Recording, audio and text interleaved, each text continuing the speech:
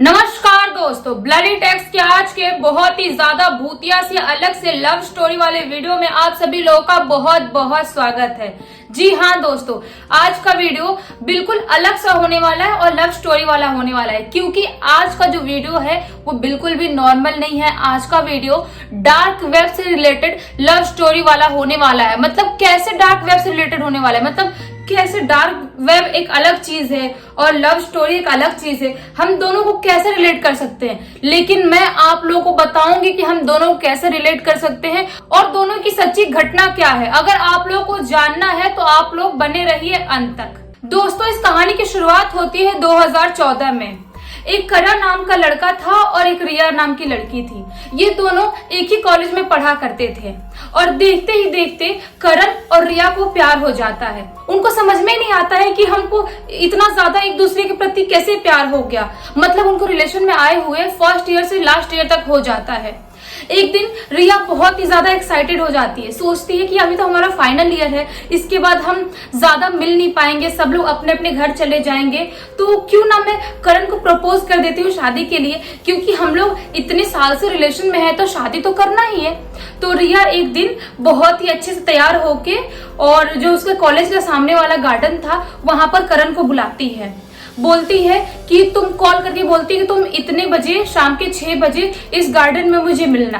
तो करण भी रेडी हो जाता है। उसको इन सब बात के बारे में कुछ भी पता नहीं थी। उसको नहीं पता था कि रिया उसको प्रपोज करने वाली है शादी के लिए, लेकिन रिया अंदर से बहुत ज्यादा खुश थी और बहुत ज्यादा एक्साइटेड थी। तो ठीक वैसा ही होता है। करण उसके कॉलेज के सामने वाले गार्डन में शाम के 6 बजे पहुंच जाता है।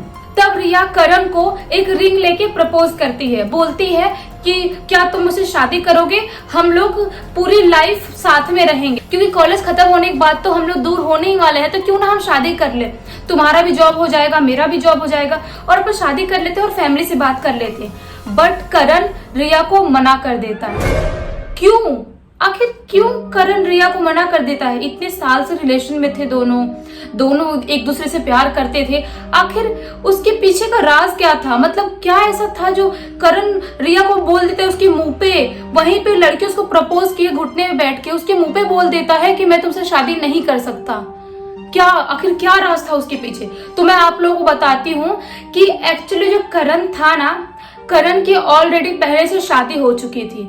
उसने ये बात रिया को नहीं बताया था कि मेरी शादी पहले से हो चुकी है और इतने साल तक वो रिया को धोखा दे रहा था। उसको बिल्कुल भी नहीं पता था कि आखिर प्रॉब्लम क्या है। जब उसने शाम को रिया को बताया कि ये प्रॉब्लम है, तो रिया बहुत ज्यादा सदमे में चली गई। उसको समझ में नहीं आया कि आखिर मेरे साथ ही ऐसा क्यों होना था, क्योंकि रिया बहुत ही अच्छी लड़की थी। अगर करण उसको पहले बता दिया होता कि मैं मैरिड हूँ तो वो उसके प्यार में कभी भी नहीं पड़ती, लेकिन करण ने नहीं बताया था, इसलिए रिया ने उससे 1-2 दिन तक, 1 हफ्ते तक बात भी नहीं किया। नो कॉल, नो मैसेज, कुछ भी उसको नहीं किया। तो करण बहुत ज्यादा वैसा डिप्रेस्ड होने लगा, क्योंकि करण भी रिया से बहुत ज्यादा प्यार करता था। लेकिन जो करण की शादी थी वो जबरदस्ती उसके घर पे ही करा दी गई थी, जब करण बहुत ही ज्यादा छोटा था। एक्चुअली करण एक बहुत ही छोटे गांव से आता था और उस गांव में जब बच्चे छोटे ही रहते हैं तभी उनका शादी करवा देते हैं और शादी के बाद गौना होता है। और ये बात करण को बिल्कुल भी पसंद नहीं थी कि उसकी शादी हो गई थी। एक्चुअली बचपन में उसको पसंद नहीं थी, क्योंकि वो बहुत ही छोटा था। आई थिंक 12 या 13 साल का था। लेकिन ये रियल घटना है, क्योंकि आज भी छोटे मोटे गांव में ऐसा होता है। ना वहां पे करण की गलती थी, ना वहां पे रिया की गलती थी, किसी गलती नहीं थी। आखिर गलती थी तो थी किसकी? और ना ही जिस लड़की शादी हुई थी उसकी गलती थी। बट करण रिया को भी नहीं खोना चाहते और रिया भी करण को नहीं खोना चाहती है। तो और दोनों प्लानिंग करते हैं और रिया बोलती है करण को कि तुम कुछ भी करके अपनी वाइफ को छोड़ दो। बट करण के लिए बिल्कुल भी पॉसिबल नहीं था, क्योंकि उसके डैड उसके गांव के मुखिया थे और बहुत ही ज्यादा डेंजर थे। मतलब उनका गुस्सा बहुत ज्यादा था। तो करण समझ नहीं पाता कि आखिर मैं क्या करूं। लेकिन तभी करण के दिमाग में एक आइडिया आता है, मतलब एक बहुत ही घिनौना आइडिया आता है कि क्यों ना मैं जो मेरी वाइफ है उसको ही रास्ते से साफ करवा दूं। और ऐसा ही करता है। डार्क वेब पे जाता है करण। वो टाइम पे डार्क वेब कुछ ज्यादा ही चलता था। आप लोग चाहते हो कि डार्क वेब में ऐसी ऐसी क्या क्या चीजें होती है और वहां पे क्या क्या चीजें बिकती भी है, बहुत अलग अलग चीजें जो आप सोच भी नहीं सकते क्या क्या वहां पे होता है। अगर आप लोगों को जानना हो तो वो एक सेपरेट वीडियो बनाऊंगी मैं। तो करण डार्क वेब पे जाता है और देखता है कि अगर उसको अपने रास्ते से निपटाना रहेगा तो कितना तक खर्चा, क्या सब कुछ जाएगा, या तो उसके घर वालों को धमकी दिलाना है या पिटवाना है, ऐसा सोचता है करण। लेकिन डार्क वेब पे चेक करने के बाद मिल जाता है और वो पैसे देके अपनी वाइफ को रास्ते से हटा देता है। ये पॉसिबल है, जी हाँ, डार्क वेब पे ऐसा हो सकता है, जो बहुत ही गंदी और घिनौनी चीज है, तो वो हटवा देता है और किसी को पता भी नहीं चलता है। जब करण के डैड को पता चलता है, मतलब कानों कान खबर तो लगी जाती है घर पे कुछ ऐसा बड़ा कांड हुआ है, तो उसके डैड बहुत ही ज्यादा गुस्सा करते हैं, लेकिन अपने इकलौते बेटे को खोना नहीं चाहते और गांव के मुखिया थे, इसलिए बात को आगे नहीं बढ़ने दिया, लड़की घर वालों को भी शांत करवा दिया। लेकिन असली घटना यहाँ से स्टार्ट होती है, भूतिया घटना यहाँ से स्टार्ट होती है। जिस लड़की को मरवाया उसके 1-2 दिन बाद ही करण को बहुत ही ज्यादा गंदा सपना आया। उसको सपने में ऐसा दिखा कि रिया को किसी ने उसके सामने ही पंखे पे से लटका दिया है और उसके मुंह से पूरा खून ही खून निकल रहा है। करण ये मंजर देख के बहुत ज्यादा घबरा जाता है और अचानक से उसकी नींद खुल जाती है। तो वो देखता है कि ये सपना था, लेकिन ये सब कुछ यहीं पे खत्म नहीं होता है।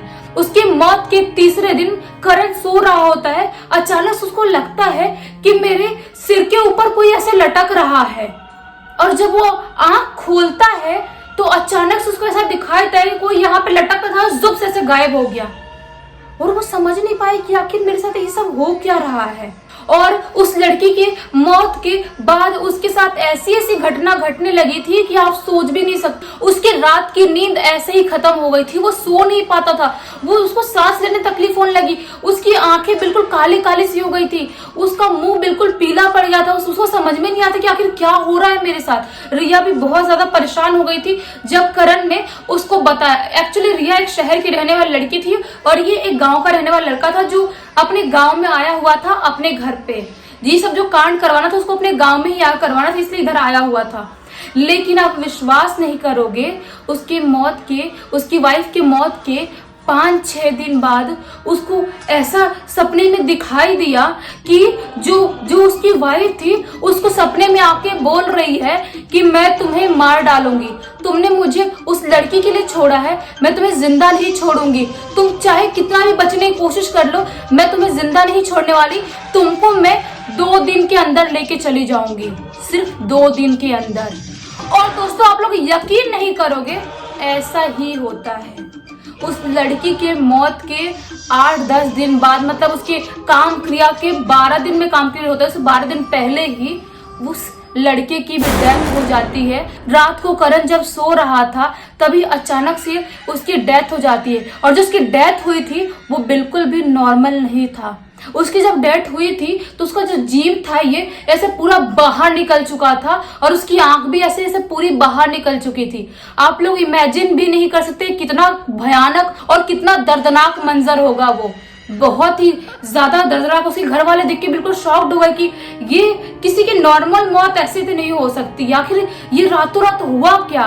लेकिन करण के डैड को बिल्कुल भी बर्दाश्त नहीं हुआ। उन्होंने सोचा कि अगर किसी ने मेरे बेटे के साथ जानबूझ के किया हुआ तो उसको मैं छोड़ूंगा नहीं। लेकिन बहुत पता लगाने के बाद भी और डॉक्टर के पास लेके जाने के बाद भी कुछ भी पता नहीं चला। डॉक्टर ने कुछ बता ही नहीं पाए। डॉक्टर वो लोग बोले कि आखिर सोते सोते ऐसा किसी इंसान साथ कैसे हो सकता है, उसकी पूरी जीव ऐसे बाहर कैसे निकल सकती है, बिल्कुल भी पॉसिबल नहीं है ये।